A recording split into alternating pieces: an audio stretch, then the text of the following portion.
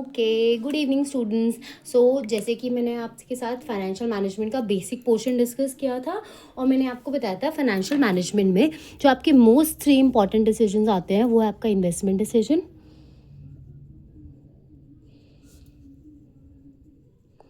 मतलब कि अगर कोई प्रोडक्ट आपको बनाना है उससे रिगार्डिंग आपको कहाँ कहाँ इन्वेस्ट करनी है, किन किन प्रोजेक्ट्स में आपको अपना पैसा लगाना है। जब आप प्रोजेक्ट यहाँ पे डिसाइड कर लेते हो उसके बाद आता है आपका cost of capital, financial decisions,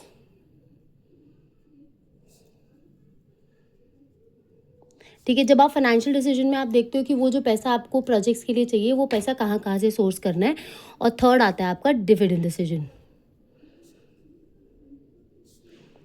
मतलब जो पैसा जहाँ जहाँ से सोर्स किया है अब उनको कितना पैसा आपको वापस करना है। तो हम सबसे पहले शुरू करेंगे इन्वेस्टमेंट डिसीजंस में से, ठीक है। अब इन्वेस्टमेंट डिसीजन का आपको ये मतलब समझना पड़ेगा कि जब एक कंपनी है जो पैसा इन्वेस्ट करती है तो वो 2 तरीके से पैसा इन्वेस्ट करती है, एक लॉन्ग टर्म, एक शॉर्ट टर्म। लॉन्ग टर्म का क्या मतलब है, वो प्रोजेक्ट जो 4-4 5-5 साल के लिए हम इन्वेस्ट कर रहे हैं, ठीक है। कोई बिल्डिंग खरीद ली, कोई प्लांट लगा लिया, इस तरीके से जो इन्वेस्ट कर रहे हैं वो 4-5 साल के लिए हो रहा है। शॉर्ट टर्म हमारा क्या हो गया कि 1 साल जो बिजनेस हम कर रहे हैं उसके रिगार्डिंग जब हमको इन्वेस्टमेंट करनी होती है कि मतलब अगर कोई बिजनेस चलाना है तो 15,000 रुपया लिक्विडिटी तो होना चाहिए। आज डेटर को पैसा देना है, आज लेबर को पैसा देना है, आज रॉ मटेरियल खरीदना है, इन सब चीज़ों से रिगार्डिंग जो डिसीजन होते हैं, आपको इन्वेस्ट करना होता है, पैसा चाहिए होता है, उसको हम बोलते हैं शॉर्ट टर्म डिसीजन। तो ये हम पढ़ते हैं वर्किंग कैपिटल मैनेजमेंट में,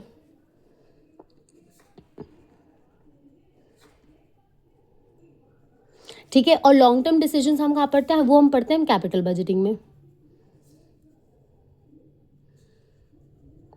ठीक है। अब हम क्या करेंगे, हम सबसे पहले अपना इन्वेस्टमेंट डिसीजन के पोर्शन को फिनिश करते हैं कि कैपिटल बजटिंग में हमको क्या क्या देखना है, वर्किंग कैपिटल फिर हम देखेंगे वर्किंग कैपिटल मैनेजमेंट में क्या क्या देखना है, फिर हम अपने फाइनेंशियल डिसीजन देखेंगे और उसके बाद हम अपने डिविडेंड डिसीजन देखेंगे, ठीक है। तो सबसे पहले शुरू करते हैं working capital management, sorry capital budgeting. तो मतलब जैसे मैंने आपको बताया कैपिटल बजटिंग में हमारे कौन कौन से डिसीजन होते हैं, वो प्रोजेक्ट जो हमें लॉन्ग टर्म के लिए हमारे साथ इन्वॉल्व होने वाले हैं। तो ये थोड़े से क्रिटिकल होते हैं क्योंकि इरिवर्सिबल होते हैं। एक बार अगर आपने किसी टेक्नोलॉजी में इन्वेस्ट कर दिया तो आपको 5-6 साल लग जाता है वहाँ से पैसा रिकवर करने में, ठीक है। तो इस चैप्टर को भी हम बेसिकली 2 पोर्शन में करेंगे, कैपिटल बजटिंग। हम सबसे पहले देखेंगे इसमें कैश फ्लो कैसे निकालते हैं, ठीक है। जब हमारे पास कैश फ्लो निकालना हमको आ जाएगा उसके लिए हमारा एक बेसिक स्टेटमेंट है वो हमको सॉल्व करनी होती है। फिर हम देखेंगे टेक्निक्स जो हमारी इस चैप्टर में हमको करनी है, जो वो ये टेक्निक्स हमको हेल्प करते हैं कि कौन सा प्रोजेक्ट बेटर है, कौन सा प्रोजेक्ट बेटर नहीं है। तो सबसे पहले हम देखते हैं कैपिटल बजटिंग। आपको कैपिटल बजटिंग की क्वेश्चन करने के लिए ये पूरी स्टेटमेंट याद होनी चाहिए।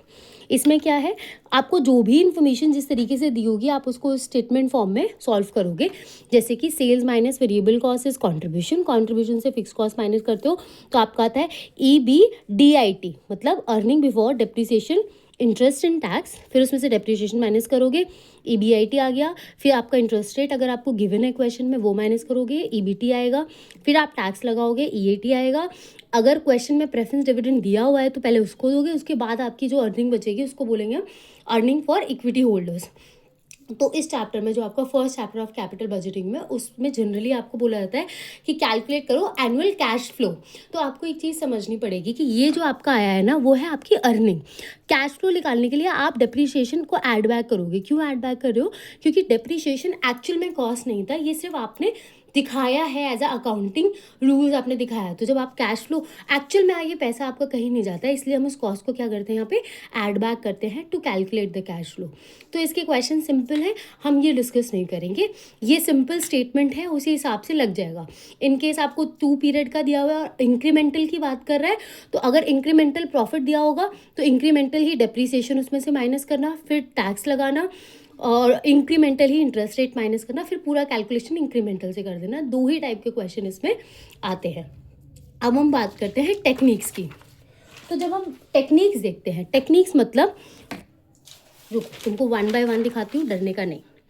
ठीक है। टेक्निक्स ऑफ कैपिटल बजटिंग में हम देखते हैं दो तरीके की टेक्निक्स, एक ट्रेडिशनल टेक्निक्स, एक डिस्काउंटेड टेक्निक्स। ट्रेडिशनल टेक्निक में हम टाइम वैल्यू ऑफ मनी को नहीं लेते हैं, वेयर इज डिस्काउंटिंग में हम टाइम वैल्यू ऑफ मनी को भी कंसिडर करते हैं।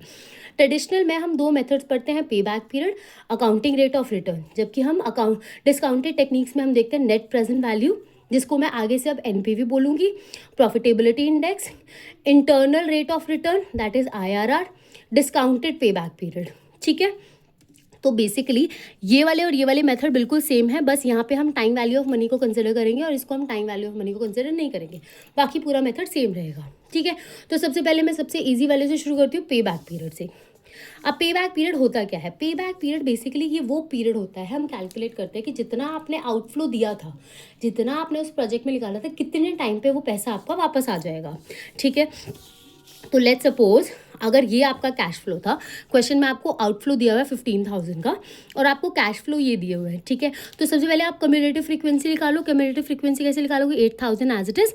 सेकेंड ईयर की कम्युलेटिव फ्रीक्वेंसी आएगी, सेकेंड ईयर का कैश फ्लो ऐड करोगे आप प्रीवियस वाले कम्युलेटिव फ्रीक्वेंसी, तो 14,000 आ गया। देन 14,000 में 4,000 ऐड करोगे 18 आ जाएगा, 18 में 2,000 ऐड करोगे 20 आ गया, तो ये आपकी कम्युलेटिव फ्रीक्वेंसी आ गई। अब आपको देखना है कि जो 15,000 आपने जो इन्वेस्ट किया था वो कितने टाइम में आपका रिकवर हो जाएगा। तो 15,000 से पीछे नियरेस्ट टर्म देखोगे, तो नियरेस्ट टर्म कितनी है? 14, तो मतलब 2 साल तो लगेंगे ही लगेंगे। तीसरे साल में 4,000 रुपया आ रहा है, जबकि आपको सिर्फ रिकवर 1,000 करवाना है। तो अब आप देखोगे कि इस टाइम का ड्यूरेशन कैसे निकालोगे आप? 15,000 माइनस 14,000, मतलब सिर्फ 1,000 रुपये का रिकवरी देखना है आपको 4,000 में से। तो 1,000 डिवाइडेड बाई 4,000 0.25 आ जाएगा। तो टोटल पे back period is 2.25 years. That means आपका जो आपने इन्वेस्ट किया था 15,000, उसको रिकवर करने में इस प्रोजेक्ट से आपको 2.25 ईयर्स लग जाएंगे। अब नेक्स्ट आपका है accounting rate of return. Accounting rate of return का फॉर्मूला होता है average annual profit divided by average investment into में 100। इसके क्वेश्चन आपको सिंपल, जैसे अगर लेट्स सपोज आपको ये प्रॉफिट गिवन है तो आप इसको एवरेज आउट कर दोगे, उसको ऊपर लिख दोगे। एवरेज इन्वेस्टमेंट क्या हो जाएगी? 15,000। अगर स्क्रैप वैल्यू मान लो 1,000 दी होती तो 15,000 plus your scrap value what ever, उसको आप एवरेज आउट कर देते। तो यहाँ पे सिंपल आपको फॉर्मूला लगाना होगा, तो ये भी कॉम्प्लिकेटेड नहीं है। इस चैप्टर से जो आपका मोस्ट इंपॉर्टेंट टॉपिक है वो है आपका ये एनपीवी, प्रॉफिटेबिलिटी इंडेक्स और आईआरआर, जो मेरा मेन पर्पस था इस वीडियो को बनाने का। बट क्योंकि हम डायरेक्टली उस टॉपिक पे नहीं आ सकते, तो I have to explain the whole concept. ठीक है, तो सबसे पहले हम एनपीवी की बात करते हैं। एनपीवी क्या है? Net present value. ये आपको एब्सोल्यूट मेजरमेंट देती है। ठीक है, इसको हम कैलकुलेट कैसे करते हैं? Present value of cash inflow minus present value of cash outflow. ठीक है, इसकी डिसीजन मेकिंग क्या होती है? अगर आपकी वैल्यू पॉजिटिव है तो एक्सेप्ट कर लो, अगर आपकी वैल्यू नेगेटिव है तो रिजेक्ट कर दो। इसी का दूसरा मेथड है जो इसका भाई है, दैट इज प्रॉफिटेबिलिटी इंडेक्स। उसको हम कैसे कैलकुलेट करेंगे? Present value of cash inflow divided by present value of cash outflow. इनको एकदम साथ साथ करते हैं। ठीक है, इन दोनों में बस क्या डिफरेंस है कि एब्सोल्यूट मेजरमेंट है और ये रिलेटिव मेजरमेंट है। मतलब ये आपको एक्चुअल टर्म में आंसर देगा, जबकि ये आपको एक रिलेटिव आंसर देगा। अगर कोई प्रोजेक्ट एनपीवी रिजेक्ट कर रही है तो पीआई भी रिजेक्ट करेगा, एनपीवी एक्सेप्ट करिए तो पीआई भी एक्सेप्ट करेगा। Where as in certain circumstances IRR से कॉन्फ्लिक्ट हो जाता है। मतलब अगर आपके दो प्रोजेक्ट है ए एंड बी, तो हो सकता है आईआरआर एनपीवी बोले ए अच्छा है, आईआरआर बोले बी अच्छा है, तो इन दैट केस वहाँ पे थोड़ा सा कन्फ्यूजन क्रिएट हो जाता है। ठीक है, तो यहाँ पे आप डिसीजन मेकिंग क्या होगा कि अगर आपका जो वैल्यू है वो 1 से बड़ा है तो एक्सेप्ट, 1 से छोटा है तो रिजेक्ट। ठीक है, अब एक क्वेश्चन करेंगे न्यूमेरिकल, वो आगे करेंगे, पहले आईआरआर भी देख लेते हैं। आईआरआर बेसिकली क्या है? Minimum required rate of return आपको देता है कि कौन सा रेट ऑफ रिटर्न देता है जहाँ पे आपकी एनपीवी 0 होती है। ठीक है, वहाँ पे क्या होती है? आपकी एनपीवी 0 होती है। इसको कैलकुलेट करते हैं हम हिट एंड ट्रायल मेथड से। तो सबसे पहले आपके पास एक पॉजिटिव एनपीवी होनी चाहिए, फिर आप एक ऐसा रेट ऑफ इंटरेस्ट निकालोगे जहाँ पे आपकी नेगेटिव एनपीवी होनी चाहिए। जब आपके पास दोनों रेट ऑफ रिटर्न होंगे जहाँ पे एक पे पॉजिटिव एनपीवी है, एक पे नेगेटिव एनपीवी है, उसके बाद आप अपना ये फॉर्मूला लगा दोगे, A L plus A divided by A minus B into में L minus H minus L. अब ये सारी टर्म्स क्या हैं? जैसे कि यहाँ पे आपका L denotes to the lower discounted rate where NPV is positive, H is higher discounted rate where NPV is negative, A is NPV at lower rate of return और B is where NPV at higher rate of return, या फिर आप इसको ऐसे भी बोल सकते हो पॉजिटिव एनपीवी वैल्यू और ये है आपकी नेगेटिव एनपीवी वैल्यू। ठीक है, अगर मैं अब इसको क्वेश्चन देखती हूँ इसका, जैसे आपको एक क्वेश्चन गिवन है, ये आपका प्रोजेक्ट का इनफ्लो एंड आउटफ्लो है। 0 ईयर में 1 लाख रुपया दिया, फिर 5 साल तक ये आपके इनफ्लोज आ गए। अब बोला कि सबसे पहले अगर 10% का डिस्काउंटेड रेट है तो एनपीवी निकालो। तो मैंने क्या किया, प्रेजेंट वैल्यू फैक्टर की जो टेबल है आपको क्वेश्चन में भी गिवन होगी, मैं इसके साथ भी आपको अटैच कर दूंगी वो लिंक। तो आप यहाँ पे उससे 10% की वैल्यू मैंने लिख ली, इसको जब इससे मल्टीप्लाई करूँगी तो ये मेरा क्या आ गया, अगर कोई पैसा आपको 10,000 रुपया 1 साल बाद मिल रहा है और आपका रिक्वायर्ड रेट ऑफ रिटर्न 10% है, तो आज उसकी वैल्यू कितनी है, 9,090 रुपये।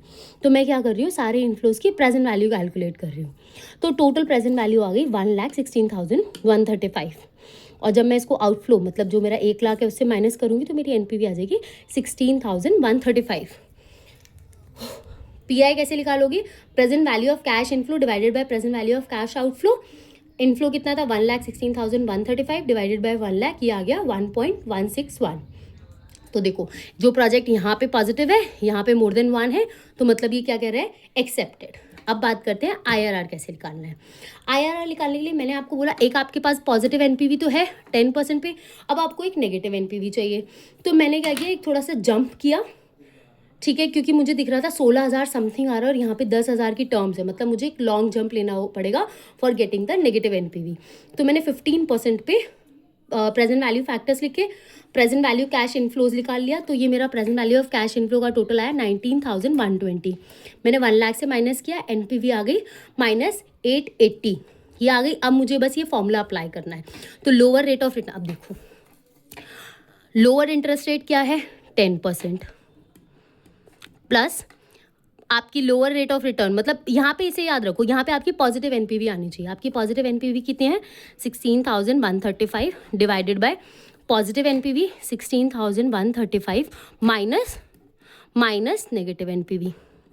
ठीक है, इनटू में क्या करना है आपको, 15 - 10 difference of the interest rate 10%, 15 - 10%। अब इसी इक्वेशन को मैंने यहाँ पे सिमिलरली सॉल्व किया है और कुछ नहीं किया है, तो आपका आईआरआर आ गया 14.74%। सो इसके साथ आपके जो कैपिटल बजटिंग के मोस्ट इंपॉर्टेंट टॉपिक्स हैं वो कवर हो जाते हैं।